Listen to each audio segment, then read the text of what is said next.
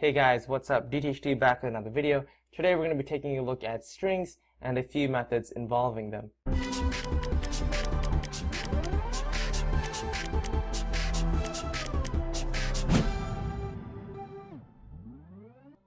Now you may be noticing that I've created string S, Y, and A, and another thing you may be noticing is that these strings, the variable type is actually starting with a capital S rather than, your lowercase letters, such as when you declare like an int where it's just int in lowercase. And that is because string is actually a object. So now another thing you may notice is that you need these quotation marks. This is really so that Java can distinguish that this is actually a string. And then obviously at the end you end all of these with semicolons. Now let's move on to something a little bit different. What if we want to add up two of these strings? We actually can't just add, string Y and string A up to string S, because that is actually not allowed. Now this is because strings are actually immutable types, meaning that they cannot be changed or edited after they have been created. We can never ever change string S from being hello, and the same way we can't ever change string Y from being world. So if we actually want to add two of these strings together, we'd want to create another string and then add those string values to it. So this is what I've done over here. I've done string Z equals to S plus Y. So if I actually print out Z, what happens is that hello world is printed because Z is actually a combination of hello and the word world. So this is how you'd actually want to concatenate or combine these strings. Now that we know how to concatenate these strings, let's move on to a few common methods that people usually use with strings. Now the dot equal method goes and checks whether each single character of two different strings are the same, and it also goes and checks whether the lengths of those two, comparing strings are also the same. So we can actually check between string A and string Y over here, and this is actually not going to work because string S and string Y actually aren't the same, because hello and world are two different words. Now if we compare string S to string A, unlike string S to string Y, what happens is that it's actually going to say that both strings are equal because string S equals hello and string A also equals hello.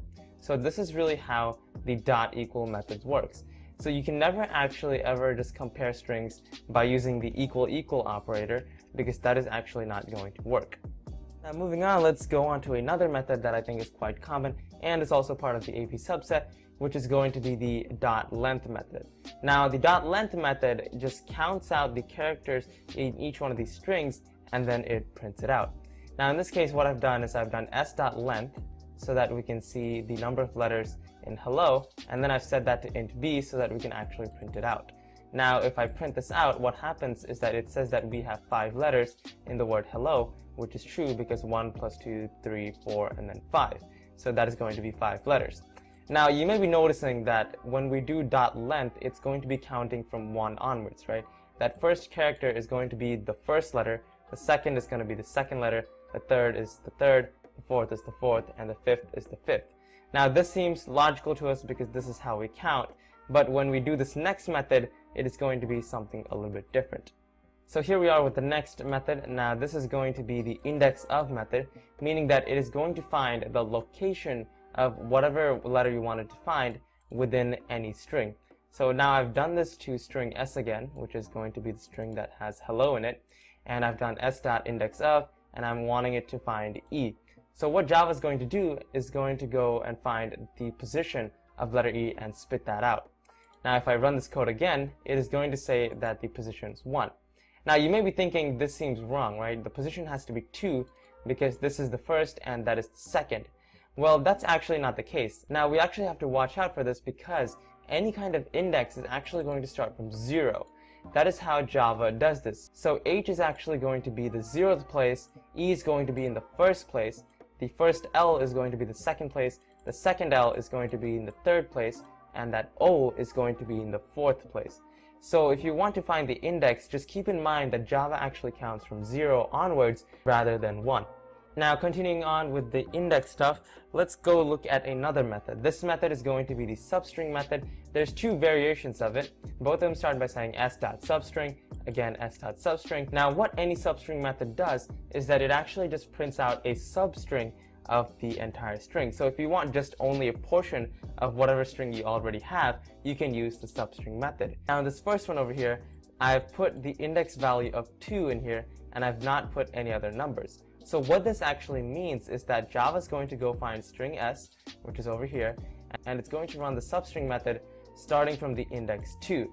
So what it's going to do is going to go and find index number 2, which is this first L, and then it's going to print from this first L. So technically this should print LLO. Now the second substring method is a little bit more specific. In this substring method you can actually specify where you want to start and where you want to end. Now the starting value is whatever you'd like it to be. Now I've put the first index over here, which is going to be E, and the ending index always has to be one more than what you actually want it to end at. Now in this case I actually wanted to end at O, which is the fourth index, and this obviously for that reason is going to be 5. Just remember these two things when you do this.